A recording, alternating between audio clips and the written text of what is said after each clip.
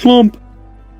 Hello everyone, Squiggly Schlumpy here, and today I'm covering Horizon Zero Dawn on PS5 because a brand new 60 FPS patch has just been released for it on PS5. And if you're wondering why I haven't uploaded a video in the past few weeks, it's because I've been thinking about the future of this channel a lot, and I want to talk about and explain my thinkings and thoughts I've been having about this channel in another video. But for this video, it's just about Horizon Zero Dawn. So let's get into it. So a new update has come out for the game.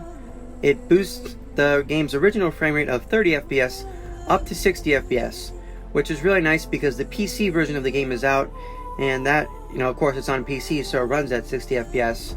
And I'm sure that made a lot of PS5 owners playing Horizon Zero Dawn on their PS5 consoles feel a little bit left out and stranded, playing at 30 FPS.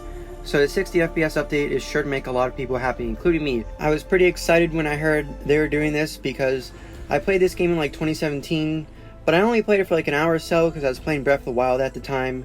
And I played it on the base PS4 and it was a good experience. It ran well enough. Technically it was fine, but it just wasn't the game for me at the time. But now I've decided to pick it up again with the 60 FPS update, and it is a lot of fun. But I don't think I'll be playing it for much longer after this video is done, and I'll explain why later in the video. But let's get to the technical specs. I just want to make it clear though that this game is still running in PS4 backwards compatibility mode. It is not a native PS5 game. So there are still some limitations related to PS4 backwards compatibility, which means it is not using the full power of the PS5. This update only changes the 30 FPS to 60 FPS. Everything else about the game is the same as it was on PS4 Pro. So the resolution, the graphics, those are the same. The loading times are faster than the PS4 Pro, about twice as fast on average. They were like that before this 60 FPS update came out. So this update does not have anything to do with the improved loading times. The resolution, as I said earlier, is the same as it was on PS4 Pro. It's a checkerboarded rendered 4K or 2160p. It's not native, but checkerboard rendering in this game makes it look like it is. You'd be really hard pressed to spot any difference at all. Could the PS5 do a native 4K in this game? Yes, absolutely. But that has not been added. Hopefully it will be. The game still looks great regardless, and plays great too with this new update.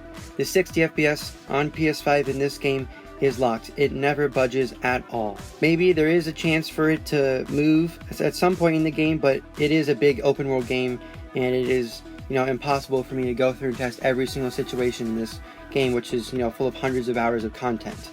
The few hours of it I've played, I have not found a single drop, and I wouldn't expect the PS5 to have any problems with this game through the entire time you're playing it, because this is still relatively easy for the PS5 to run. So that's good news. The patch does exactly what it sets out to do, and this game running on PS5 does not have any glitches as a result of PS5 backwards compatibility with PS4 games. Any problems that you experience in the game, you will experience on a PS4 system as well. I myself don't see myself playing this game after this video is done because of the popping in this game. The popping in this game is extremely obvious.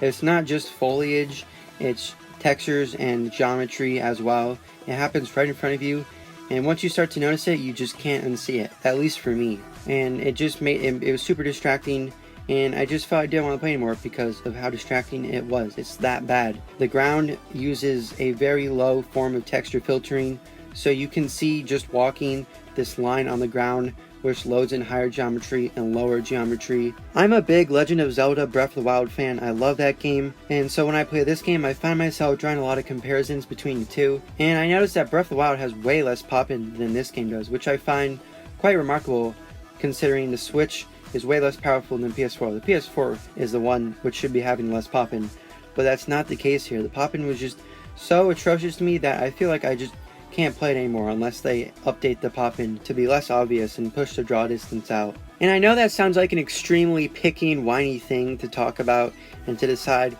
oh, I'm not going to play the game because of that, but I'm sorry, that's how I feel about it. I just could not stop noticing it, and it was really distracting for me. But if you think the extreme pop-in won't be an issue for you, then go ahead, play the game. I wish I didn't notice it as much as I do, but that's just how it is for me. If you enjoyed this video talking about Horizon Zero Dawn on the PS5 and a new 60 FPS update for it, leave a like and subscribe for more PS5 backwards compatibility videos. Thank you so much for watching, and I'll see you in the next one.